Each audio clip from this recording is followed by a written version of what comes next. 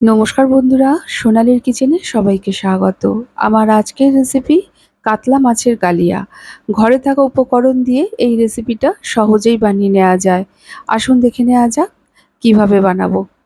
এখানে গাদা পেটি মিলিয়ে 6 পিস কাতলা মাছ নিয়ে নিয়েছি। মাছগুলোকে ভালো করে ধুয়ে নিয়েছি যতক্ষণ না পরিষ্কার জল বের হয়। তারপর জল ঝরিয়ে প্রত্যেকটা পিসের মধ্যে সামান্য লবণ, সামান্য হলুদ গুঁড়ো আর 1 টেবিল চামচ কাঁচা সর্ষের তেল মাখিয়ে নেব।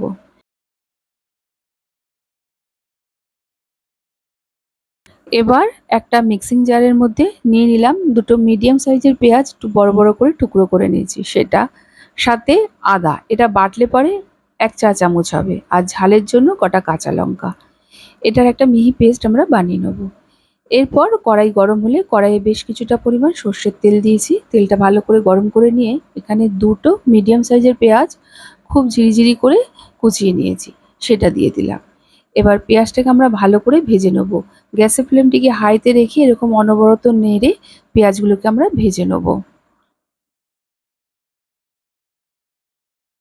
ঠিক এই রকম স্টেজে পেঁয়াজটাকে আমরা ভালো করে তেল ঝরিয়ে একটি থালার মধ্যে তুলে নেব।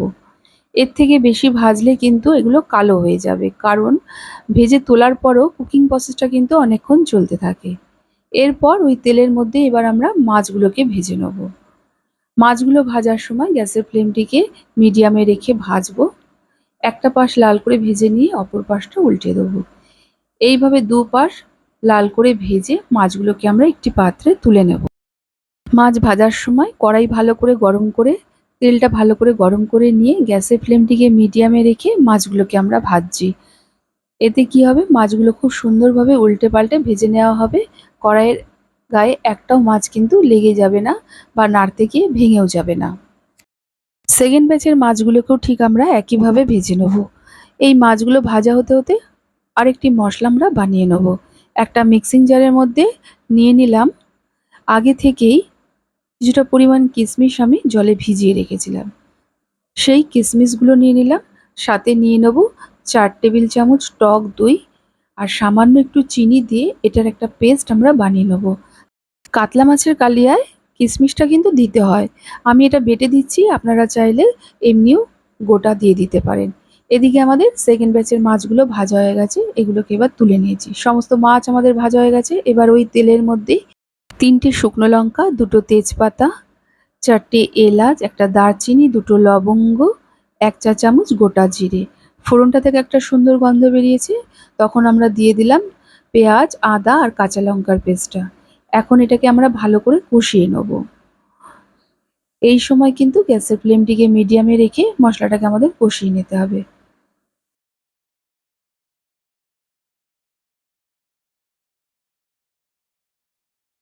প্রায় 3-4 মিনিট মশলাটাকে ভালো করে কষিয়ে নিয়েছি। এখন দেখুন তেল ছেড়ে এসছে। এই স্টেজে আমরা দিয়ে দিলাম 1 চামচের থেকে একটু কম হলুদ গুঁড়ো, 1 চামচ কাশ্মীরি লঙ্কার গুঁড়ো, 1 চামচ জিরে গুঁড়ো, স্বাদ মতো লবণ আর একটা টমেটোকে টুকরো করে নিয়েছি সেটা। সামান্য একটু জল দিয়ে মশলাটাকে আমরা ভালো করে কষিয়ে নেব। মশলা যত ভালো করে কষানো হবে রান্নার স্বাদ তত ভালো হবে। গ্যাসের ফ্লেমটিকে মিডিয়ামে রেখে মশলাটাকে আমাদের ভালো করে কষিয়ে নিতে হবে। এখন দেখুন মশলা থেকে তেল ছেড়ে আসছে। এই স্টেজে আমরা যে কিশমিশ আর টক দইয়ের পেস্টটা বানিয়ে রেখেছি সেটা দিয়ে দিলাম, সাথে সামান্য একটু জল দিয়ে দিলাম। এবার মশলার সাথে ভালো করে মিশিয়ে আরও কিছুক্ষণ একটু কষিয়ে নেব, যতক্ষণ না টক দইয়ের কাঁচা গন্ধটা চলে যায়।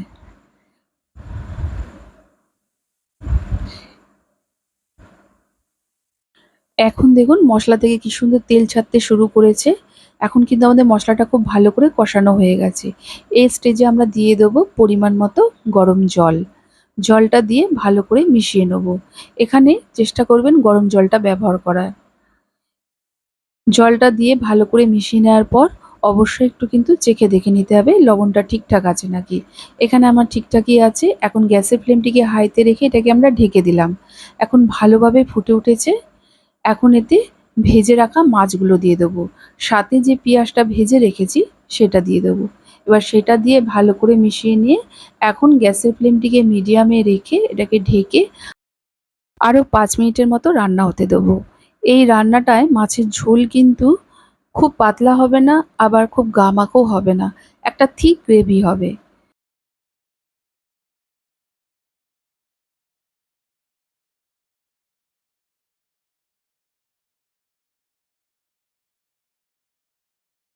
এখন ৫ মিনিট পর ঢাকাটা খুললাম।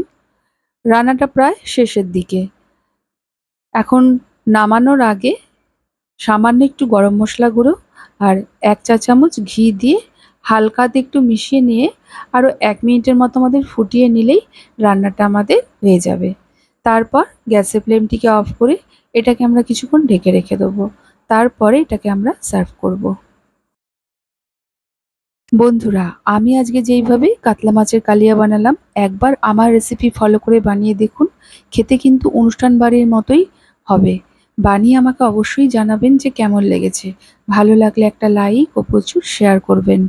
আমার চ্যানেলের নতুন বন্ধু হয়ে থাকলে প্লিজ আমার চ্যানেলটিকে সাবস্ক্রাইব করে পাশে থাকা বেল আইকনটি অবশ্যই প্রেস করবেন। আজ তাহলে এই পর্যন্ত। আবার চলে আসবো নতুন কোনো রেসিপির সাথে। সবাই ভালো থাকুন, সুস্থ থাকুন। ধন্যবাদ।